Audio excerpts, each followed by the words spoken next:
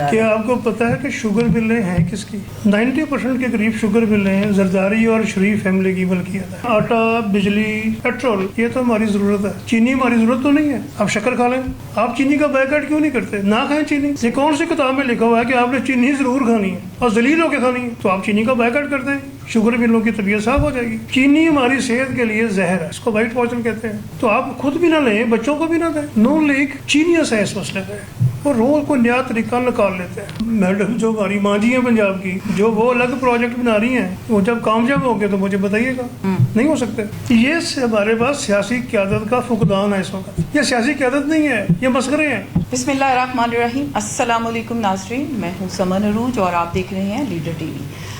آج ہم بات کریں گے جو مختلف طرح کے بحرانات ہیں پاکستان میں، جیسے بجلی کی لوڈ شیڈنگ، سوئی گیس کی لوڈ شیڈنگ اور پانی کی قلت، چینی اور گھی، اور کبھی آٹے کا بحران جو ہے سر اٹھاتا ہے۔ دوسری طرف پنجاب گورنمنٹ گڈ گورننس کے دعوے کرتی ہے اور دیکھنے میں یہ آتا ہے کہ بہت زیادہ اربوں خربوں جو اشتہاری مہم ہوتی ہے اس پر لگا دیے جاتے ہیں عوام کے ٹیکس کے پیسوں پر۔ آج ہمارے ساتھ موجود ہیں لیڈر ٹی وی کے چیف ایگزیکٹو علی احمد ڈھیلو صاحب۔ سر، آپ کا بہت شکریہ آپ کے وقت کا۔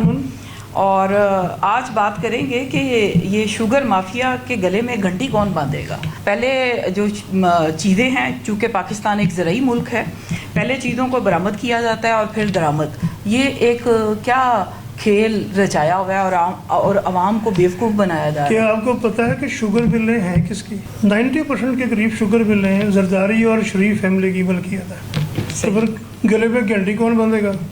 جنہوں نے گلے پہ گھنٹی باندھنی تھی وہ تو فیلڈ مارشل بن گئے اور ان کو اپنی پناہ میں لے لیا۔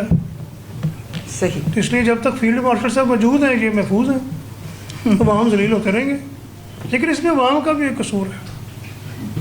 دیکھیں، آٹا، بجلی، پیٹرول، یہ تو ہماری ضرورت ہے۔ چینی ہماری ضرورت تو نہیں ہے۔ چینی کا تو آلٹرنیٹ ہو سکتا ہے۔ نہیں، ضرورت کیا ہے؟ آپ شکر کھا لیں، آپ چینی کا بائیکاٹ کیوں نہیں کرتے؟ نہ کھائیں چینی۔ یہ کون سی کتاب میں لکھا ہوا ہے کہ آپ نے چینی ضرور کھانی ہے اور ذلیل ہو کے کھانی ہے؟ تو آپ چینی کا بائیکاٹ کرتے ہیں، شوگر ملوں کی طبیعت صاف ہو جائے گی۔ آپ کو یاد ہوگا کہ مری میں سیاحوں کے ساتھ بدتمیزی شروع ہوئی تھی، صرف 7 دن مری کا بائیکاٹ ہوا تھا، طبیعت صاف ہو گئی تھی ان کی۔ چینی ہماری صحت کے لیے زہر ہے، اس کو وائٹ پوائزن کہتے ہیں۔ تو آپ خود بھی نہ لیں، بچوں کو بھی نہ دیں، تاکہ شوگر ملے کی طبیعت صاف ہو جائے۔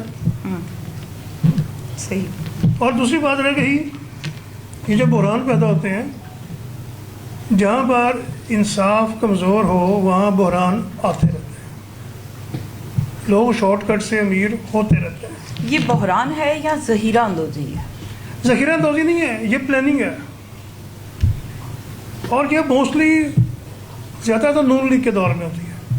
نون لیگ ایک جینیس ہے اس مسئلے پہ، وہ روز کو نیا طریقہ نکال لیتے ہیں۔ شہباز شریف کے دور میں 56 پروجیکٹ انہوں نے شروع کیے تھے ہٹ کے عام سے، سب کے سب فیل ہوئے۔ اب میڈم جو ہماری ماں جی ہیں پنجاب کی، جو وہ الگ پروجیکٹ بنا رہی ہیں، وہ جب کامیاب ہوں گے تو مجھے بتائیے گا۔ نہیں ہو سکتے۔ لیکن اس کی آڑ میں جیسے آپ نے محرم کے جلوسوں کے اوپر کروڑوں روپے کا ہر کے گلاب چھڑک دیا، کیا اس کا آڈٹ ہو جائے گا؟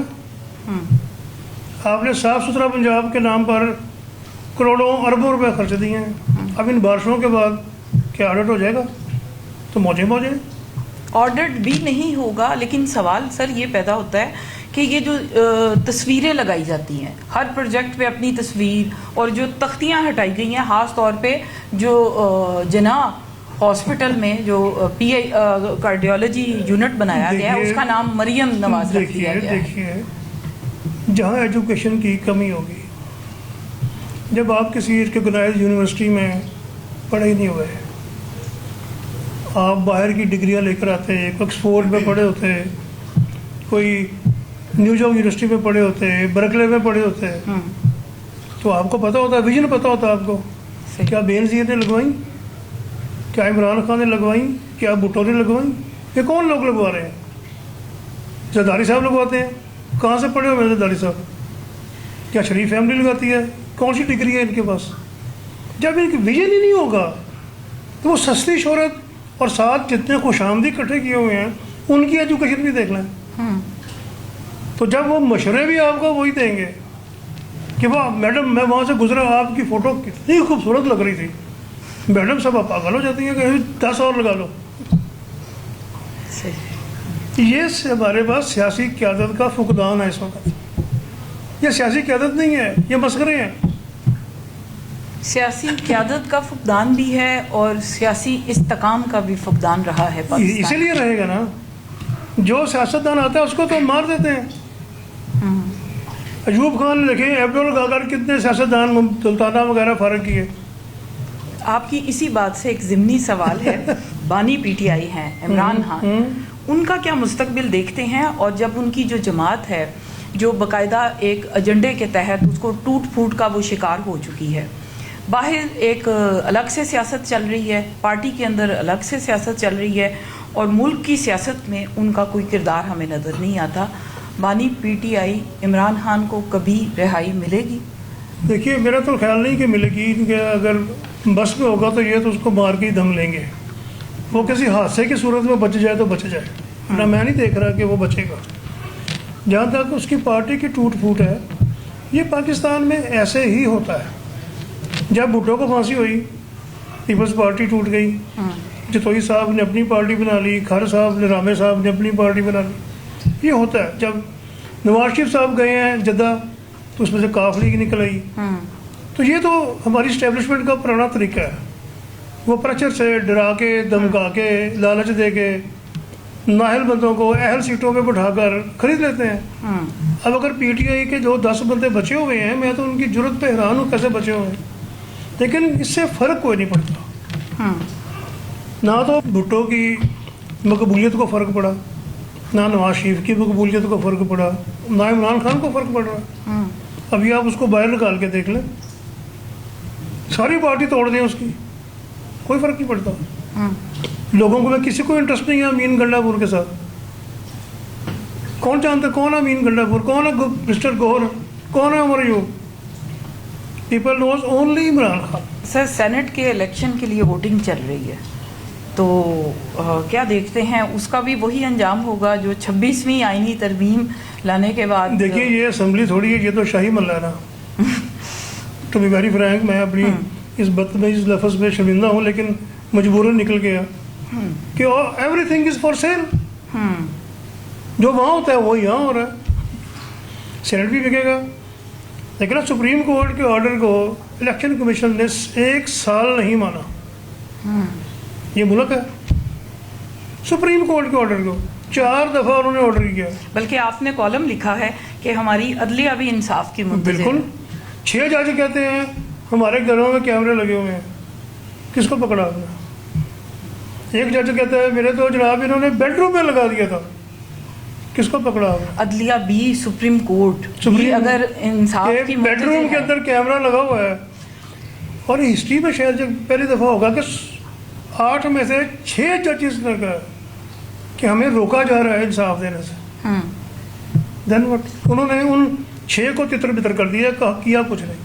ناظرین میں آپ کو بتاتی چلوں کہ لیڈر گروپ نے ابھی تھوڑے دن پہلے 26ویں آئینی ترمیم کے حوالے سے ایک سیمینار بھی کرایا. اس کی رپورٹ بھی روزنامہ لیڈر میں شائع ہوگی.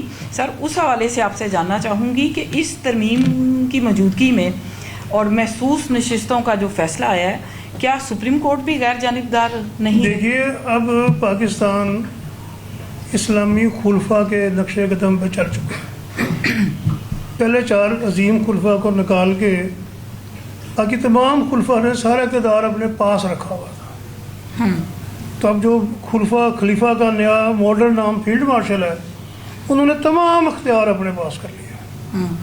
پارلیمنٹ ان کا کچھ نہیں بگاڑ سکتی, الیکشن کمیشن نہیں بگاڑ سکتا, سپریم کورٹ نہیں بگاڑ سکتا, ہائی کورٹ نہیں بگاڑ سکتا, کوئی جج اپنی مرضی سے فیصلہ نہیں دے سکتا. آپ پیچھے غور کریں, ہر فیصلہ محفوظ ہو جاتا ہے, 1 ویک کے بعد سنایا جاتا ہے. کیوں؟ آپ نے بات سنی ہے, فیصلہ کریں نہیں, وہ محفوظ ہے کہ کب آتا ہے فیصلہ لکھا ہوا تو ہم پڑھ کے سنا دیں گے. ایک جج کہتا ہے کہ میں نے یہ نہیں کرنا, اس کو کوئٹہ بھیج دیتے ہیں. 15 نمبر کا جوجر جج اسلام آباد ہائی کورٹ کا چیف جسٹس بن گیا. تو عدلیہ مظلوم نہیں ہے تو کہ کیا میں مظلوم ہوں؟ سر ذہن میں آپ کی گفتگو سے یہ سوال ہوتا ہے کہ قائد اعظم اگر آج کے دور میں ہوتے تو کیا وہ یہ نہ سوچتے سر پکڑ کے کہ آخر میں نے یہ پاکستان کیوں بنا نہیں، ڈالا؟ ہمارے ساتھ سمن بڑا ظلم ہوا ہے. دیکھیں انڈیا ہم سے کیوں آگے ہے. پنڈت نہرو کو آزادی کے بعد 15 سال مل گئے. اس 15 سال میں انہوں نے انڈیا کو ایک سائڈ پر لگا دیا، آئین دے دیا، ہر چیز طے کر دی. چائنا کیوں ترقی کر گیا؟ ماؤ سے تم کو انقلاب لانے کے بعد 25-26 سال مل گئے. اس نے اپنے سارے خواب پورے کر لیے. اگر ماؤ 49 کے بعد 51 میں مر جاتا تو میں دیکھتا چائنا کیسے ترقی کرتا ہے. اگر پنڈت نہرو بھی 48 میں فوت ہو جاتے تو انڈیا کا حال بھی ہمارے جیسے ہی ہونا تھا. انڈیا اور ہم کزن ہیں، ہم ایک دوسرے سے بہتر نہیں ہو سکتے. ہمارا بلڈ ایک ہے، کوئی مانے یا نہ مانے.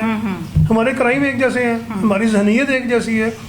ان کو ایڈوانٹیج صرف یہ مل گیا کہ پنڈت نہرو کو اور کانگریس کو پہلے 15 سال آرام کے ساتھ مل گئے. ہماری پرابلم یہ ہوئی کہ جنہوں نے ہمارا بانی پاکستان صرف 1 سال کے بعد ہی وفات پا گئے. اگر وہ زندہ رہتے وہ بھی 15 سال تو ہمارا نقشہ کچھ اور ہونا تھا. جیسے انہوں نے ایوب خان کو تو پہلے کہا اس کو نکالو فوج سے، اگر وہ رہتے تو نکل گیا ہونا تھا. تو نہ ایوب خان ہوتا نہ یہ گند ہوتا. یعنی کہ ہماری بدقسمتی بھی ہے کچھ. سر حقائق بہت تلخ ہیں اور قائد اعظم کی ایمبولینس کو فیول نہ دیا گیا، یہ تو ایک مائنر چیز ہے. وہ اور مادر ملت کی باڈی سے نشان تھے اور چادریں تھیں. لیاقت علی خان کا قتل، بے نظیر بھٹو کا قتل، ذوالفقار علی بھٹو کا عدالتی قتل آج مانا گیا ہے. یہ ایک تاریخ جو ہے. کیا آپ کو علم ہے کہ لیاقت علی خان کی جو انکوائری کر کے پولیس آفیسر رپورٹ لے کر کراچی جا رہے تھے، ان کا جہاز گر گیا تھا. یہ بدقسمتیاں ہمارے ساتھ ہیں. بہت شکریہ سر. Thank you. اللہ حافظ.